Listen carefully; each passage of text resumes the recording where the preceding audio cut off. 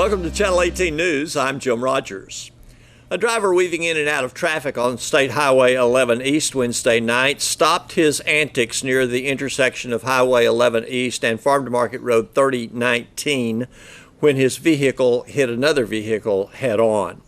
The accident resulted in a man and his wife being flown to an area hospital with fractured bones and other injuries, one vehicle on fire, and the driver, the erratic driver, being arrested for aggravated assault with a deadly weapon. The erratic driver, Nelson Mitchell Privet, age 20 of Winsboro, was also taken to Christus Mother Frances Hospital in Winsboro for treatment. He admitted to the DPS trooper that he was driving erratically, intentionally. Currently, he's in Hopkins County Jail awaiting a magistrate's hearing. Motor vehicle crashes are on the rise despite strong laws and safer vehicles, according to the National Safety Council. Accidents in Texas in 2016 were up 9%. In 8th Judicial District Court Thursday morning, Jose Rios Soto pled guilty to tamper, fabricate physical evidence with intent to impair and was sentenced to 2 years in the Texas Department of Criminal Justice. As part of a plea bargain, charges for obstruction or retaliation were dismissed. Also, Derek Glenn Berry pled guilty to tampering with evidence. He was sentenced to 3 years in the TDCJ. Rhonda Gail Roselle, age 46, of Tyler, pled guilty to possession of a controlled substance penalty group 1 less than 1 gram. She was sentenced to 1 year in state jail. She was an inmate in Hopkins County Jail who found the offer of methamphetamine by a sister inmate too great a temptation. Roselle was in a holding cell in the Bookend area when the methamphetamine was presented. She tore a piece of paper and made a straw. Both inmates used the straw, and Roselle even picked up some of the crystal off the Bookend floor and was seen eating the crystal. Work on Bill Bradford Road remains 2 months away from completion. Currently, contractors and city crews are seeking to open entrances to the Outlet Mall. The entrance to Bill Bradford at the service road has been closed this week to facilitate the work.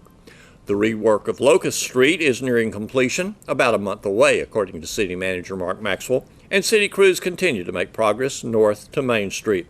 The railroad crossing is the last major barrier, and boring by a contractor is taking place to allow sewer lines to be placed under the railroad tracks. As soon as that is completed, they will begin work on the other side of the railroad tracks.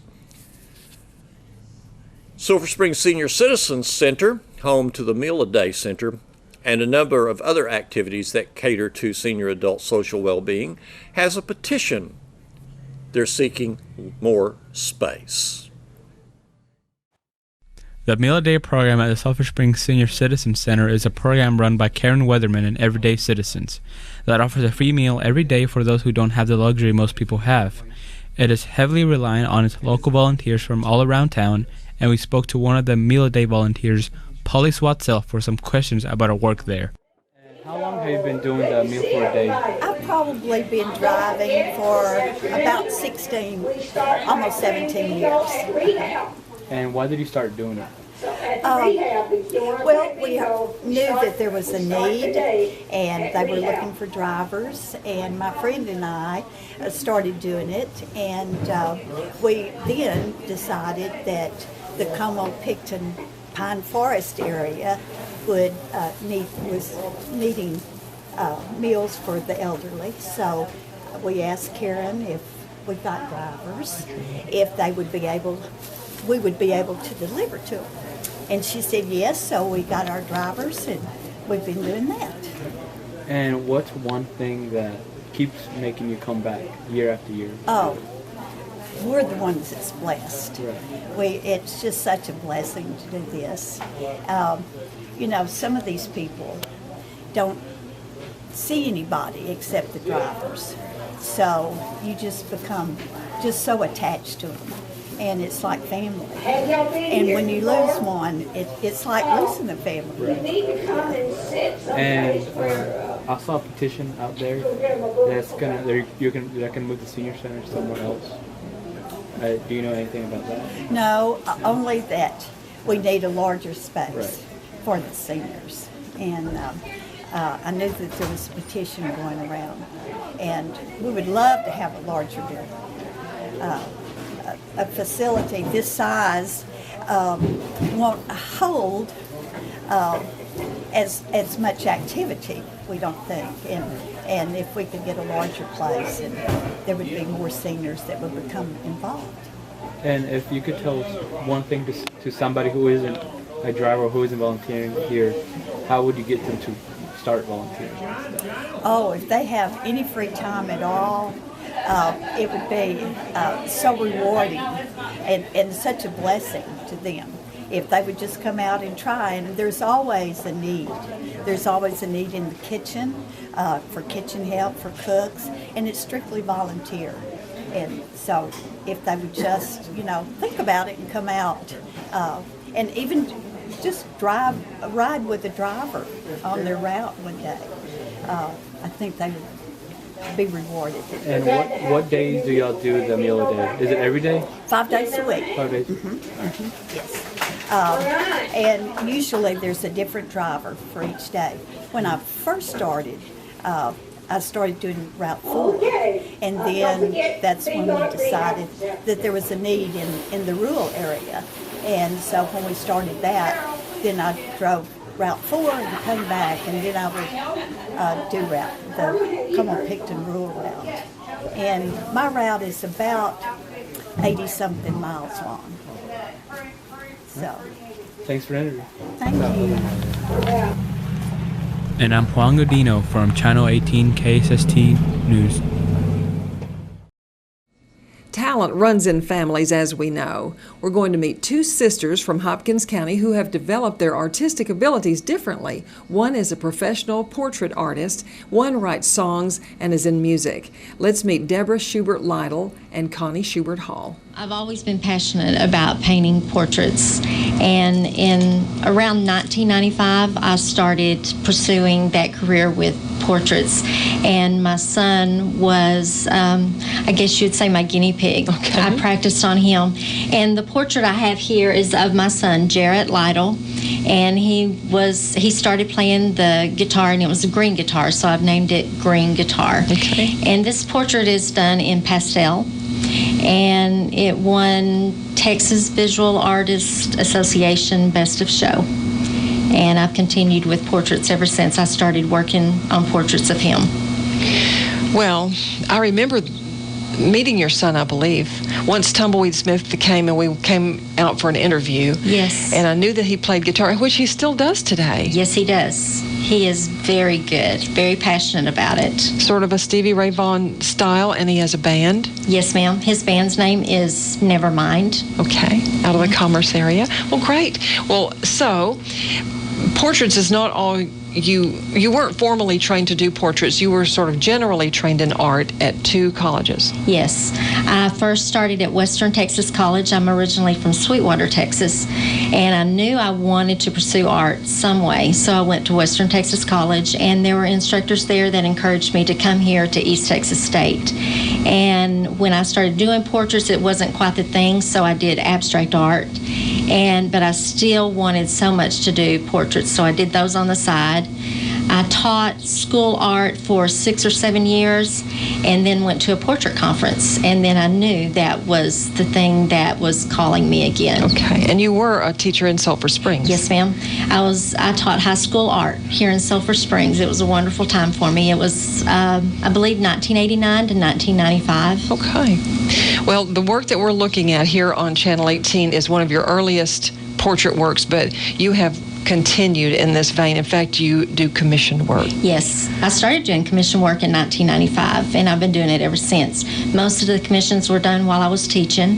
Now I'm painting full-time, and I have some commission work lined up. A lot of my commission work has been for the university, Texas A&M University Commerce. Okay. Your newest one is for our new president, Dr. Keck. Yes, he He actually hired me to paint a portrait of Dr. Mary Hendricks, who just recently retired. Okay. And after that, he wants me to do some family portraits for him. Okay. So several of the presidents of Texas A&M University Commerce, and one, Dr. Keith McFarland, that is hanging there at the college. Yes, it's in the Science Building. The Science Building was named after him, so that's where his portrait is hanging. Okay. Well, I will have to ask you, for those who are people who love art out there and listening, your approach to the portrait, your subject, choice of subject, and how you begin your creation. Okay. When I have the opportunity, I paint from life. Most of my commission work are of people that they're really too busy to sit for a portrait, so I photograph them. And the session is usually about 2 hours, 2 to 3 hours. I spend time getting to know them, their personality, and then we have a photo session. And I pick about 5 photos that I like that would be good for the portrait, and then they pick from that. And then I start the sketch in paint from that photo. And I work on the face first because that's the most exciting part for me. I work with the face, I get that likeness, and then I work from there.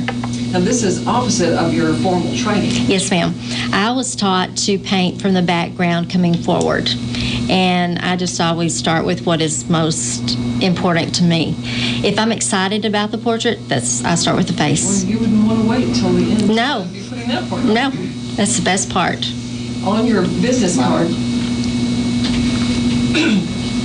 On your business card, Deborah Schubert Lytle, it says you do portrait, still life, and landscape in oil on canvas, pastel, charcoal, and pencil. Yes. And your studio is located where? Near Cumbie. It is east of Commerce. Okay. Well, it's wonderful to get to know you. You sisters came from Sweetwater, is that right? Yes. Yes. Okay. And both ended up in Commerce. Now, Deborah, you came first for school. Yes. And then you married here. Mm-hmm. I've been married for 33 years. Okay. Yes. And who is he? Jerry Lytle, Dr. Jerry Lytle. Okay, nice to know that. And then Connie kind of followed along later. How did you get here? Well, I had not really made a lot of plans for college, and actually, Jerry talked my parents into letting me come here. And said, she can live with us. And So, like, after high she'll be school, you safe. came here. But yes, and I've been here almost all that time since then, with very few deviations from this area. Well, both of you, as you mentioned, you were a teacher. You also were elementary teacher? Yes, I've taught in elementary, and I taught music for a few years to all grade levels at a private Christian school. But your passion was always the music. Yes, I've always loved music, and thankful that well, I've always enjoyed music, and I would sing whether people wanted me to or not. And I just enjoy that as a way of expression. And music is such a good way to learn things and to remember things. You put things to music, so. And then in your ministry, an excellent way to teach things. Yes. She has a CD out, and this is not your first collection of songs on a recording. It's the first solo that I did with songs that I had written.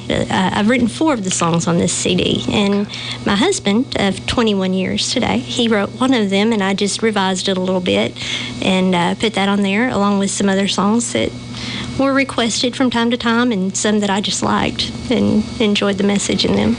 So you and Sam got married in 1996. Okay. So Connie and Sam Hall, and we've known them here, and also known that Connie just sort of has taken a path in music ministry. So this CD that's out, partially done with different studio musicians, including John Beck. Yes, and Mike McLean did the music for most of them, but John kind of steered me toward Mike, so he still gets a little credit for that. Okay. So you play a guitar. Yes. Is this your favorite one, or? This is my favorite guitar. It has all the bells and whistles that I wanted, and so it has a nice sound, and I can make sure I'm in tune without bringing a tuner along with me, because I know that something's out but I may not know which way to go to sharpen it or flatten it.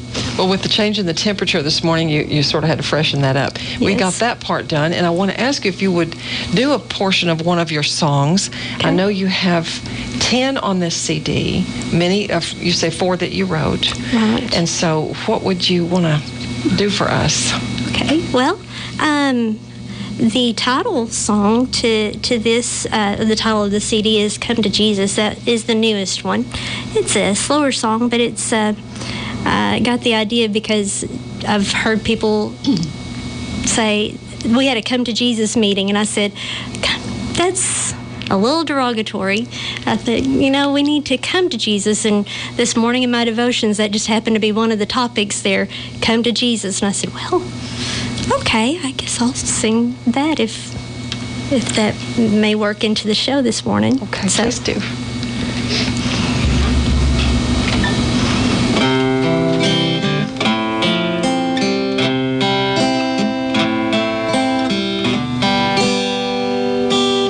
You have an opportunity to start a new life right now.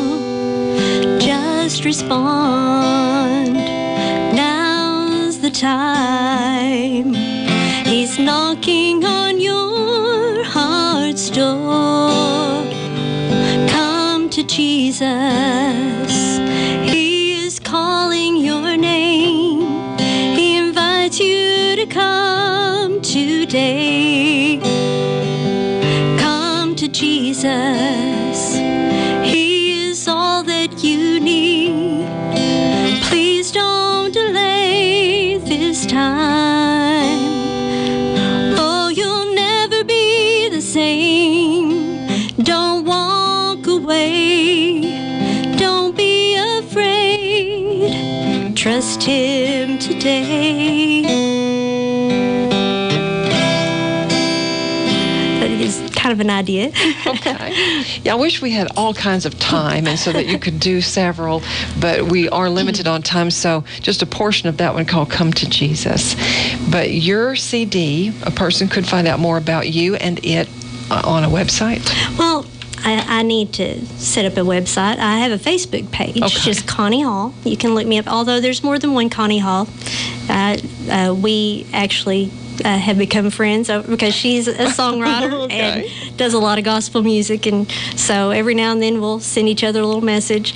And Reverb Nation is a website where you can hear music from all kinds of artists, and you can look me up on there. In fact, you can download a song for a very small amount, like 99 cents a song, and so I also have some CDs here at the bookstore, the Jordan's bookstore over in the mall, and over at Living Word. That's as far as I've gotten so far. Okay. All right. Well, wonderful. And I want to ask you about your approach to writing a song. Well, there are different ways that I go about it.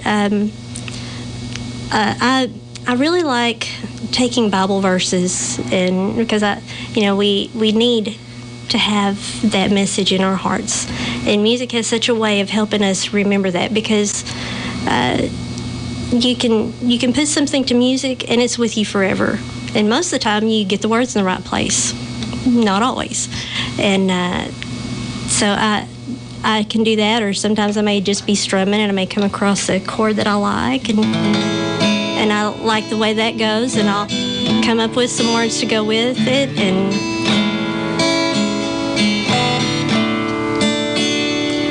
I might work on that for quite a while. But I just have a message that I want to get out. I think, we've got a Bible that's full of words of encouragement, and we need encouragement. We need to know that God is on our side. He's for us, and He's not against us. And so that is all about my faith and just sharing that. And the music is the easiest way to do that. Well, and it also impresses the listener to remember and maybe to act on the things they hear. You still do music at your church? Yes. And your church is? Brashear Baptist Church. They have a nice big Family Life Center Yes, they do. now and plenty of room there for worship. In fact, they Yes. take up two sides of the road. Yes, they do. Yes, we still have the sanctuary on one side, and then we have the Family Life Center on the other. And on the 4th of July, we've started having a big get together out there that has been becoming bigger every year. Sort of over the top. And lots of music at that event, lots of gospel music at that event. So if you want to hear Connie, you probably hear her there and other places as well.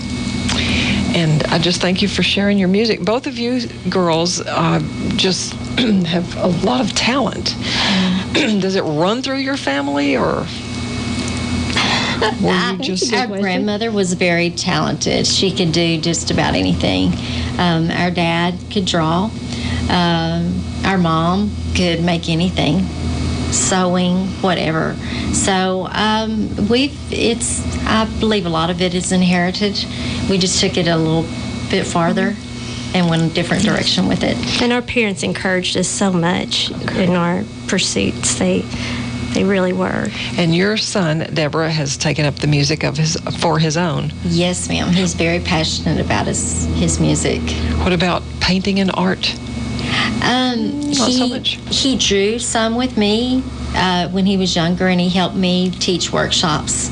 And he's very good at golf, and he played in golf tournaments. And one day it didn't go quite the way he wanted, and on the way home he said, I think I would like to play the guitar. So that week we bought a guitar and he taught himself how to play. All right. Wow. Well, He's amazing. I think he is. Deborah Schubert Lytle. Yes. And Connie Schubert Hall. Thank you, sisters, for coming in today, and congratulations to you and Sam on your further anniversaries. Thank you very much. And I wish that we weren't out of time, but time is short. 8:30 is coming up on us pretty fast. Thank you for bringing your portrait, and we will look for more works from you. Also, County Line Magazine has voted you Best Artist of 2017. Yes, and you may ma'am. see that in the January edition. Yes, Okay. yes. Thank you, Deborah. And you too, Connie. Thank you, Nola. Thank you so much. Thanks for watching Channel 18 News. Have a great evening.